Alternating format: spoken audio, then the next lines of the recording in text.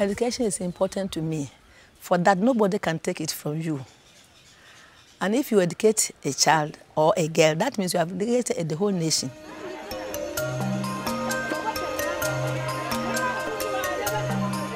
It's another morning in the village of Asakore, Ghana. 6-year-old Dominic Achempong is getting ready for school. His mother, Abina, has big hopes for her kindergartner. But here in Ghana, as in most of sub-Saharan Africa, deprived communities face enormous challenges in educating their children.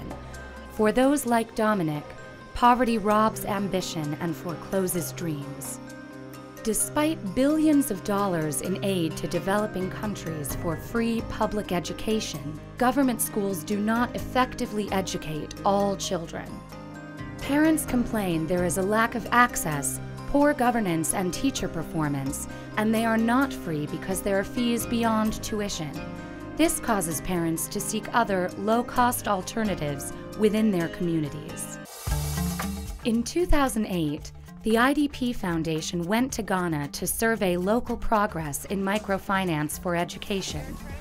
They discovered countless poor families living on less than $2 a day that chose, nevertheless, to send their children to local, low-cost, privately owned schools. What I noticed were these very, very poor schools, and I was terribly moved by the passion and compassion of the proprietors and the teachers and the enthusiasm of the students who attended these little schools. Although the schools are marginalized and receive little or no external aid, market demand has caused this sector to exponentially grow, not just in Ghana, but throughout the developing world. The private schools, if somebody owns it, somebody takes care of it. With a private school, they believe that this is our school. We have to put in our best so that the children can get what is required of them. These developing schools are schools that are set up by private entrepreneurs, especially in rural settings and in very big slum and market communities. In most cases, they don't have access to electricity. In most cases, they probably have the land, but then it's not developed because they don't have the finances to develop the land. For these schools to grow, they desperately need capital, but are unable to get a loan because they are deemed too risky by most financial institutions. But the IDP Foundation saw an opportunity to empower the efforts of the poor to complement public education.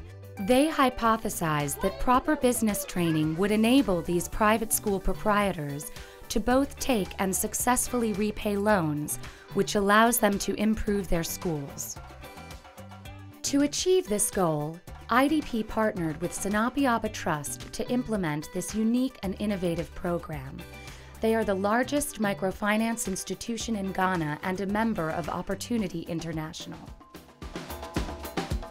The IDP Rising Schools Program provides proprietors with specific microfinance loan products to address infrastructure development, vehicle acquisition, and working capital needs. These loans are linked to 9 comprehensive capacity-building trainings in financial literacy and school management. The income generated by the loan portfolio supports the trainings, which in turn affects the successful repayment of the loans and increases the sustainability of the program. The proprietor training is delivered by qualified Sinapiaba Trust staff, such as Vincent Amponsa. I have an MBA in finance, so having that knowledge, I believe I can share with the proprietors who lack the basic tools in managing the schools.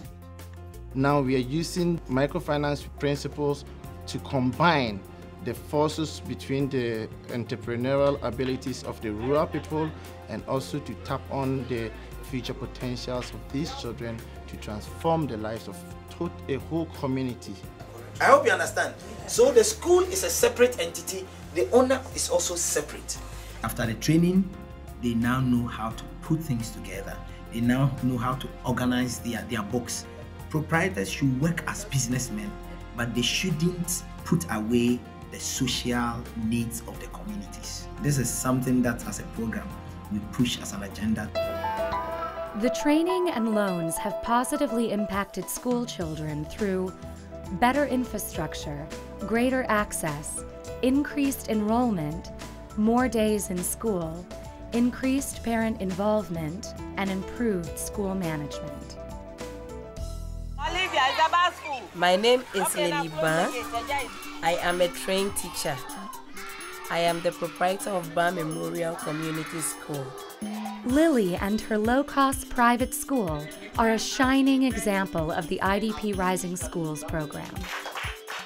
I learned about the IDP Rising Schools Program through the Snappy Abba Trust. I was accepted, and it turned out to be a program that has completely changed my life. Clap for yourself. I want to impact on the community, bring a change. And bringing a change, you start from educating the person. Lily's passion for education has translated into rising demand by parents who realized her students were outperforming other local students. After completing her financial literacy and school management training, Lily has taken and repaid 3 loans. The first 2 loans, totaling about $5,200 American dollars, enabled me to create a 5-classroom block. With my 3rd loan, I was able to buy a vehicle to serve as our Ban Memorial Community School bus. Since joining the Rising Schools program, Lily's enrollment has doubled. They now have 13 grade levels. The support of the IDP Rising Schools program has given our school a very bright future.